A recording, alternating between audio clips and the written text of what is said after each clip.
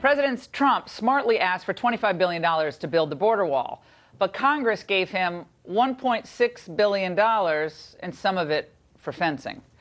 Border Patrol agents tell us that they are livid over that, but the mainstream media is saying just the opposite. A New York Times headline yesterday declared, "What border agents say they want, it's not a wall." The Times cited a survey put out by Senate Democrats that claimed border agents really just want more technology. But the Department of Homeland Security says Democrats got it all wrong. Let's get to the bottom of this with the president of the National Border Patrol Council, Brandon Judd, and the Laredo, Texas representative of that council, Border Patrol agent Hector Garza. Gentlemen, great to see both of you.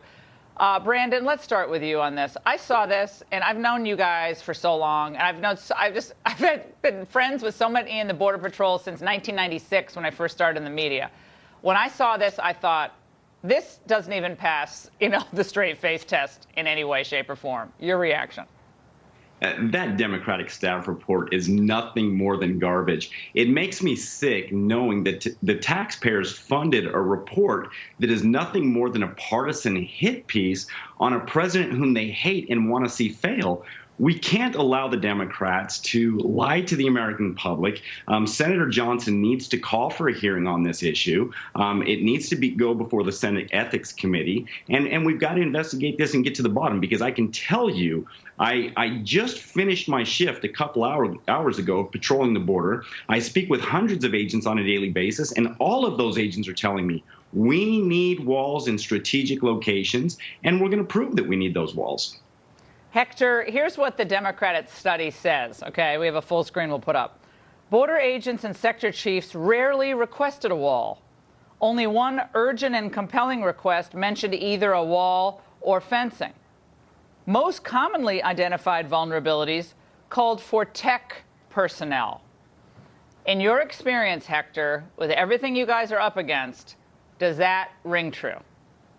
Not at all, Laura. I work in the Laredo sector. In the Laredo sector, we do not have a single mile of border wall or physical barrier. And the Laredo sector is next to the Rio Grande Valley sector, which is the busiest sector in the nation for drug crossings and for people that are coming across illegally. So now we've called for a wall in the Laredo sector because just in the Laredo sector, we have across the border, we have the dangerous drug cartel known as Los Zetas. They are very dangerous. They bring a lot of drugs into our country, and they also smuggle a lot of people into the United States. We definitely need a physical barrier that's going to save American lives. And you guys, you might have heard the segment we just did on this budget that just passed. There's no money for more detention beds. There's no money for that big, beautiful concrete wall that we had heard about for so long. The president wanted $1.6 billion just for the wall. There's like $640 million for a variety of things, and maybe 33 miles, or different reports say different. I think it's 33 miles for reinforced double fencing and some levee walls that are already there. But this is no new construction. So, Brandon, I'm hearing you guys are on the front line. The cartels are coming. We got the human trafficking, people just trying to cross because they want to work here. Others, we don't know what their motives are. And we're like, well, we're going to have some sensors, and we'll have some roads, and maybe we'll have some more detention facilities. No, the Republicans are shooting themselves in the foot.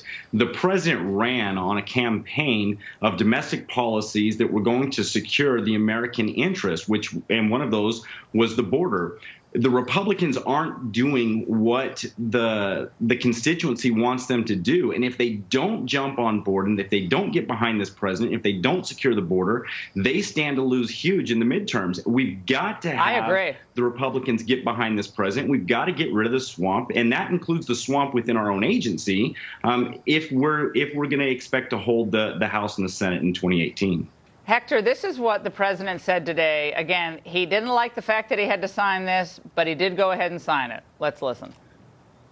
We're going to be starting work literally on Monday on not only some new wall, not enough, but we're working on that very quickly, but also fixing existing walls and existing acceptable fences. There are some areas that you have to see through. You have to be able to see through the other side in order to see what's coming.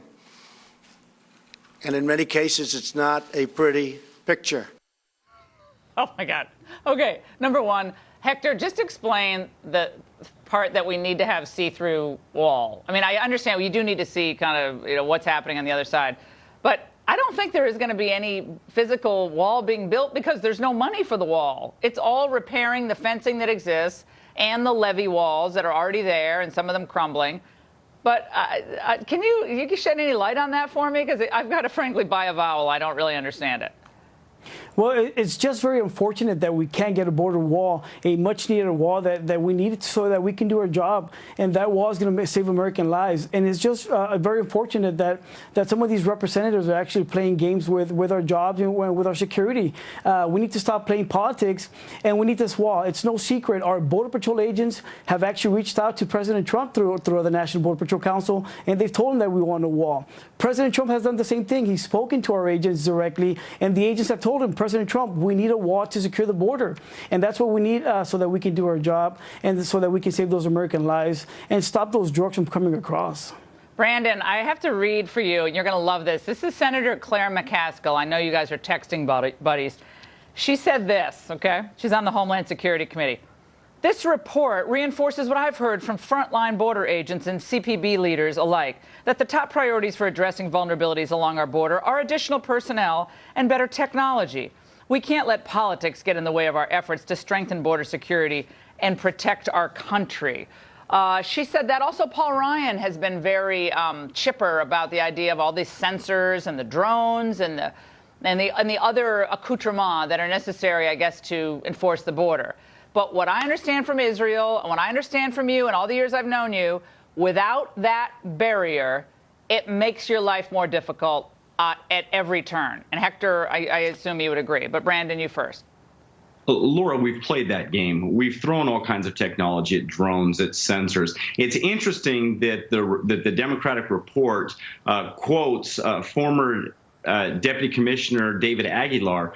David Aguilar now sits on the board of Drone Aviation Corp Industry. Obviously, he doesn't want a wall because if he gets a wall, he's not going to be selling drones. If people aren't crossing the border illegally, there's no need to buy drones. We've already done that. We don't need to do it again. We need to build the physical barriers that are necessary. Yeah, you think about it, Hector and Brandon, you got the sensor companies, you got the drone companies. Everybody's looking for a piece of the pie, right? All the money that's going to be invested. But if it's just the wall and the extra personnel and so forth, it's a lot simpler. It's a lot simpler. Guys, God bless you for the work you do. Keep it up. And the American people, and I know so many of our viewers at Fox and on radio and beyond, they're just with you 100%. So keep up the great work.